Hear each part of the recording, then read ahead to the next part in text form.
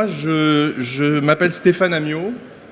Je dirige effectivement les activités. Alors, oui, si ça voulait avancer, s'il vous plaît. Voilà. Je dirige les activités de croissance chez Cornerstone. Donc, on est de par notre position effectivement de grand leader sur ce marché du learning, encore une fois, Cornerstone est effectivement là depuis plus de 20 ans maintenant, mais se réinvente et c'est la bonne période pour nous puisqu'on a beaucoup de nouveautés, beaucoup de choses en cours en ce moment. Vous avez peut-être lu la presse sur des acquisitions récentes qu'on a fait. On transforme beaucoup nos opérations justement dans le cadre de cette transformation massive du marché qu'on est en train évidemment tous d'observer. Autre partie, à mon avis, assez intéressante, c'est que après cette espèce de séisme terrible qu'on a vécu, nous, on s'est posé beaucoup la question chez Cornerstone au-delà en fait de ce qu'on avait déjà présenté avant sur les grandes tendances du learning. Comment ce monde finalement qui était censé être un monde un peu on va dire dans la suite de ce qui se passait avant, allait être totalement bouleversé par ce qui se passe. Et donc du coup, on a vraiment pris le parti du changement complet après cette pandémie. Et on pense qu'il y a des nouvelles choses qui sont arrivées évidemment, et pas seulement le télétravail, bien sûr, mais dans la façon dont les workforce, les gens qui travaillent pour nous, conçoivent ce monde du business, la manière dont nous, en tant qu'entreprise, on conçoit les stratégies du futur. Je pense que à peu près tout a changé entre-temps. Donc c'est beaucoup plus gros que ce qu'on imaginait au début de cette pandémie en se disant finalement, c'est peut-être qu'une question d'organisation du travail. En réalité, c'est beaucoup plus profond que ça. Alors, sans tomber dans quelque chose de trop professoral, c'est vrai que nous, on s'est rendu compte assez tôt qu'en fait, on avait déjà shifté en termes de contexte, de grand contexte économique, et que ce nouveau shift, il est assez intéressant parce qu'en fait, après la période vraiment de l'innovation technologique en tant que telle et de la numérisation, je pense qu'on est avec l'intelligence artificielle et tout ce qui est en train de se préparer un peu en backstage là. Nous, on est californiens, donc on voit beaucoup en Californie de start-up, on voit ce qui arrive. Et je peux vous dire que la prochaine révolution, elle est clairement dans cette espèce de relation entre l'humain et la machine, dans l'intelligence artificielle, qui n'a plus rien à voir, enfin qui s'assoit sur la technologie, mais qui est très très différent de ce qu'on a vécu avant. Donc ça, c'est quelque chose d'assez significatif, en tout cas, on pense, nous en tout cas, en ce moment. Ce qui est également très marquant, c'est que dans ces relations, bizarrement, on a quelque chose qui est apparu, on va dire, globalement début d'année ou un peu fin d'année dernière, c'est le retour justement des employés dans l'organisation. Et ce qu'on en a compris, c'est que tout redevient une question de connexion. Alors connexion pour les entreprises, reconnexion avec les employés, ça c'est clair. On a énormément de nos clients qui nous ont dit on est dans une logique de reconnexion avec nos employés. Comment il faut gérer ça, bien sûr, mais vous le savez déjà, puisque je pense que vous y êtes à peu près tous. Le deuxième sujet, c'est comment on reconnecte la croissance de l'entreprise finalement aux employés également. C'est-à-dire qu'on a dû faire des changements drastiques. On a parfois pivoté des stratégies de manière très importante. On a fait rentrer le digital. Comment on va faire maintenant pour travailler tout ça avec nos employés qui reviennent. Donc ça, c'est quelque chose également d'important. Et puis, une autre dimension qui était un peu moins évidente, qui était vraiment la partie reconnecter également l'intérieur de l'entreprise avec l'extérieur, c'est-à-dire ses fournisseurs, ses logistiques, ses revendeurs.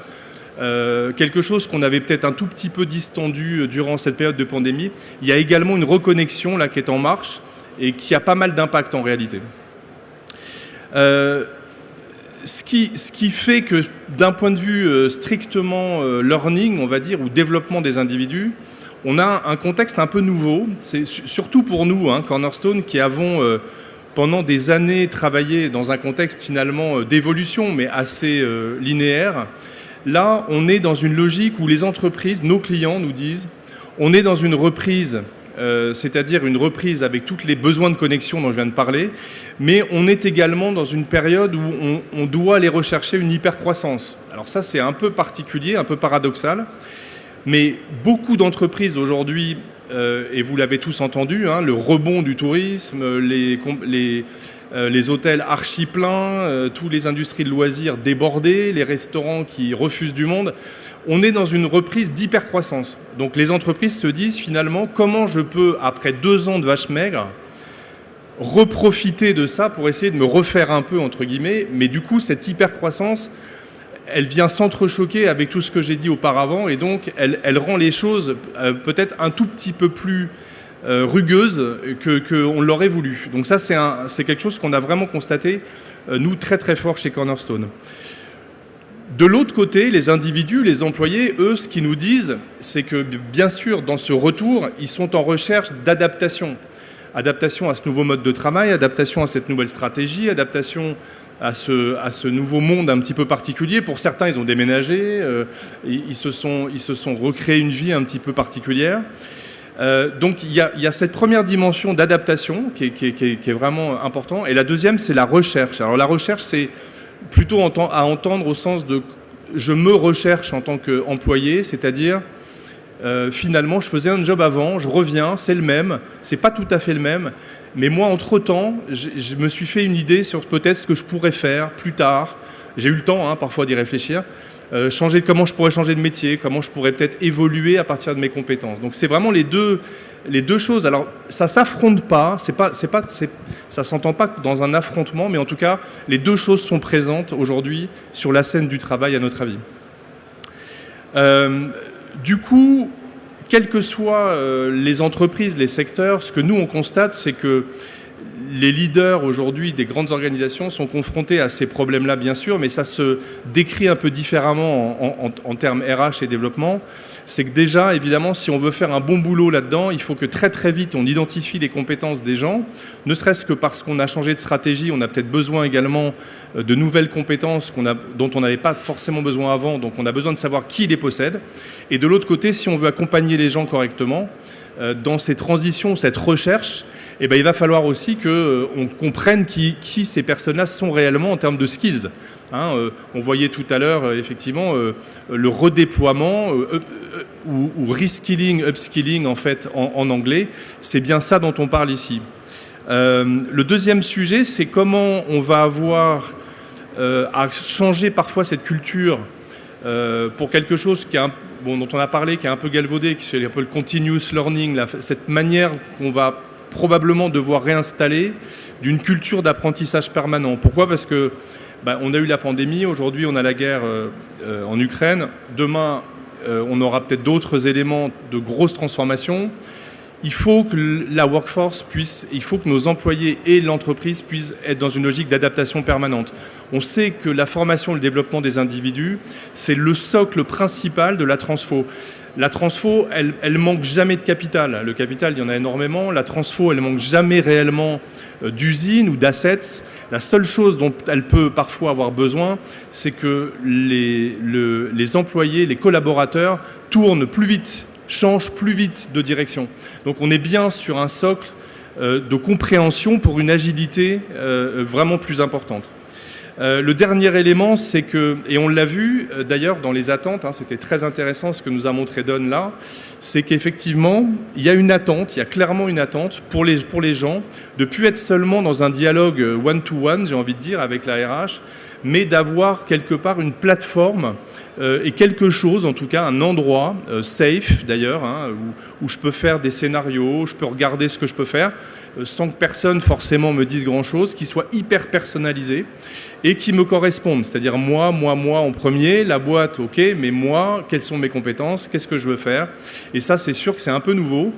Il y a quelques temps, chez Cornerstone, tous les appels d'offres qu'on recevait étaient orientés process RH. On essayait d'automatiser des grands processus. Aujourd'hui, tous les clients nous disent expérience collaborateur, expérience collaborateur, expérience collaborateur. Il y a même des nouveaux métiers qui apparaissent, hein, responsable de l'expérience employée, par exemple, voilà, VP Employee Experience. Il y en a de plus en plus un peu partout. Et c'est précisément pour adresser ce point-là que ces gens-là rentrent dans nos organisations. Alors, comment nous, on voit ça? C'est qu'on s'est dit, et on vit cette révolution de l'intérieur chez Cornerstone. Je serais incapable de faire ça d'ailleurs, je vous le précise, que ce soit sur un bateau ou sur terre. Mais l'approche, en tout cas, qui est nécessaire aujourd'hui, elle n'a plus rien à voir, elle doit s'adapter. Et cette approche de learning et de développement, elle doit revivre ou elle doit un peu pivoter dans ce nouveau contexte. Donc j'espère que vous partagez un peu notre analyse, mais en tout cas, on ne peut pas refaire juste ce qu'on faisait avant, après cette période, évidemment, de très grands séismes. Donc du coup, alors là c'est une autre dimension, c'est plutôt dans les airs, mais on a recréé, nous, dans notre façon de nous adapter en tant que système de learning et de talent management que beaucoup d'entre vous connaissent. Cornerstone a dû se réinventer autour de ce qu'on a appelé un nouveau system of work en bon français, qui va à la fois du coup adresser les entreprises dans leur souci de reconnexion avec les employés à plusieurs niveaux, d'ailleurs, évidemment professionnels, mais également tout ce qu'un employé peut amener au bureau qu'on ne connaît pas, ses compétences, ses affinités. Voilà, on a besoin de reconnecter avec plus de ces choses-là. Et puis enfin, relier, à mon avis, la croissance de l'entreprise à la croissance des employés. Donc ça, c'est un concept que j'aime beaucoup, parce que ça voudrait dire enfin que la croissance de l'entreprise n'est pas forcément contre quoi que ce soit des individus, mais bel et bien, finalement, un driver de changement et d'évolution pour les gens qui peut leur être totalement favorable, dans la mesure où, que ce soit dans cette entreprise-là ou dans une autre entreprise, si jamais j'arrivais à me reskiller sur des choses que le marché recherche partout, ce que j'ai développé, ce n'est pas seulement ma compétence dans cette boîte-là aujourd'hui, mais c'est aussi mon employabilité sur le marché. Donc c'est quelque chose, évidemment, que tout le monde cherche aujourd'hui, y compris dans ce nouveau monde où on se dit finalement, même si je suis depuis 10 ans dans mon entreprise, je me projette peut-être plus 10 ans dans cette même entreprise. Donc ça, c'est important. Alors, qu'est-ce qu'un system of work et comment on en crée un? Je pense qu'il faut trouver l'équilibre entre ces deux forces, clairement. C'est-à-dire une technologie, finalement, qui permette de garder quand même l'automatisation des process maîtres et clés dans les organisations, la compliance, enfin, l'ensemble des grands processus traditionnels que Cornerstone effectivement a automatisé depuis de très longues années. Mais bizarrement, cette crise, et McKinsey d'ailleurs, c'est intéressant, l'a décrit très récemment dans leur étude HCM, c'est clairement cette espèce de back to human qui n'était pas du tout attendu, mais qui est rendu totalement nécessaire par, vous savez, on a beaucoup entendu ça récemment, le Great Resignation, on dit aux États-Unis et au UK, c'est-à-dire cette espèce de nouvel état d'esprit des employés qui n'hésitent pas à partir si finalement leur nouvel état mental ou leur façon de voir la vie, leur nouvelle façon en tout cas d'appréhender le monde du travail ne se reconnaît plus dans leur boulot, ils n'hésitent pas à partir. Donc forcément, aujourd'hui, si on veut faire de la rétention, si on veut être certain de réengager les gens, on est obligé d'adresser cette deuxième partie qui est effectivement le back to human et cette partie, cette expérience employée comme on l'appelle maintenant. Alors, je vais très vite parce que j'ai pas beaucoup de temps. Quelques principes directeurs, en tout cas, que nous, on a utilisés chez Cornerstone pour rebâtir ces produits et cette stratégie. D'abord, quelque chose de totalement holistique et connecté. Autant on peut être personnalisé, autant il faut reconnecter aussi les employés entre eux. C'est-à-dire que c'est une demande. C'est-à-dire que si je suis intéressé par quelque chose, je suis aussi intéressé de connaître les gens qui peuvent m'aider. Donc on est bien dans une logique sociale et connectée. Deuxième chose, les compétences deviennent le nouveau Graal. Nous, on dit la nouvelle monnaie, parce que c'est la seule chose qu'on échange contre un salaire. Finalement, c'est des choses qu'on sait faire ou pas. Et si je veux me développer et progresser dans l'entreprise, c'est clairement par une analyse de mes compétences et de ce que je sais faire que je peux effectivement commencer ce genre de processus. Deuxième chose, c'est aussi la reconnaissance à un moment donné, et ça c'est de plus en plus, on est heureux de le voir, nous qui sommes depuis 20 ans dans le monde du learning et du développement, que les CEO commencent à nous dire « ouais, c'est important ». Dans ce que je veux faire aujourd'hui, dans le pivot qu'on est en train de réaliser et dans le timing dans lequel on doit le faire, j'ai besoin de 100% des skills qui sont en général de mieux en mieux compris. Et donc on voit bien un lien cette fois très très direct entre leur business, la réadaptation de leur stratégie et cette histoire d'employé expérience. Donc ça c'est très très bien. Et le dernier point, c'est qu'évidemment, entre-temps, on a beaucoup bossé sur l'IA, nous. On a d'ailleurs fait des acquisitions importantes chez Cornerstone, vous le savez, avec Clustry il y a quelques années. Et on a propagé l'ensemble de cette intelligence à des modules qui permettent aujourd'hui que ce soit la plateforme qui fasse l'essentiel du boulot pénible, on va dire, sur ces sujets-là, et de pouvoir enfin donner ce genre d'outils dans les mains de nos responsables RH pour qu'eux puissent apporter une vraie valeur ajoutée dans ces process-là. Donc ça, c'est également, à mon avis, une période assez intéressante parce qu'il faut laisser l'IA faire le boulot. Hein. Je vous le dis, c'est prêt et c'est opérationnel. Le petit souci que probablement certains de nos clients en tout cas ont, c'est le choix. C'est-à-dire qu'en fait, on est confronté aujourd'hui sur le marché, comme l'a dit Don et Sally, à beaucoup de startups, beaucoup. D'ailleurs, c'est très bien, hein, et on en est ravis qu'il y ait une activité aussi débordante. Le problème, c'est que c'est parfois, ce sont des technos de niche qui sont parfois nationales, qui ne sont pas toujours toutes connectées entre elles, mais qui sont très bien. Donc voilà, donc il y a beaucoup, je sais que beaucoup d'entre elles sont en train de vous faire des démos, et il y en a beaucoup ici d'ailleurs, ça c'est intéressant. Le sujet, c'est qu'on a de l'autre côté les grands ERP qui eux également sont rentrés dans ce domaine-là, mais dans une logique un peu plus transactionnelle, un peu plus back-office, bien que ça évolue là aussi. Et donc c'est vrai que on pense, nous, qu'il y avait un peu ce problème de choix entre je vais dans l'inconnu avec tout un tas de petites startups et j'essaie de faire mon puzzle technologique, voilà, et de l'autre côté j'essaie de le faire avec mon gros ERP qui a l'avantage d'être déjà très solide, très robuste et tout, mais qui pour le coup ne va peut-être pas offrir les mêmes capacités. Donc là c'est le moment de la page de pub. Ce qu'on a fait nous chez Cornerstone, c'est exactement de remplir cet espace, puisque nous sommes une plateforme robuste et d'entreprise d'un point de vue LMS, c'est-à-dire l'outillage des processus de learning des grandes organisations.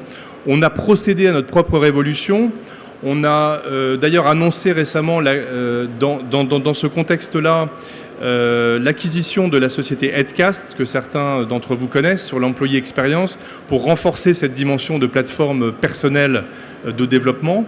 On a remis ça évidemment dans une logique de skills, puisque Clustry, encore une fois, est au cœur de notre plateforme maintenant. On a travaillé sur notre IA également, qui a été propagée à l'ensemble de ces processus, y compris pour les employés d'ailleurs, hein. Ça c'est très intéressant, de pouvoir se faire recommander des choses en fonction de mes compétences à l'intérieur de l'organisation dans laquelle je me situe, mais aussi sur le marché, ça c'est très intéressant. Et bien sûr, le tout dans une agilité maximum, en sachant que dans cette organisation-là, on a besoin d'être connecté en général à d'autres systèmes. Alors, ça ressemble un petit peu à ça, ce sont mes dernières slides, il me reste 1 minute. Globalement, voilà le parcours typique de cette organisation, cette nouvelle stratégie qu'on peut mettre en place, bien évidemment, qui est de détecter automatiquement des skills d'un individu et de le faire valider, de pouvoir naviguer dans une appli totalement personnalisée, de pouvoir consommer des contenus qui sont recommandés en fonction et créer des playlists automatiquement en fonction de mes désirs et de mes souhaits. Évidemment, derrière, pouvoir jouer dans des logiques de chemin de carrière et savoir s'il y a des choses intéressantes pour moi ou pas. Et enfin, comme je le disais au début, pouvoir se connecter à des individus éventuellement qui le font. Je vais passer très très vite la parole maintenant, mais nous vivons vraiment dans cette skills economy. Je crois que c'est un très très bon moment pour repenser les processus et le rapport avec ses employés. J'en ai maintenant fini, merci. Je ne sais pas s'il y a quelques questions, je peux les prendre, mais je crois qu'il reste très peu de temps. Voilà. Merci à tous en tout cas.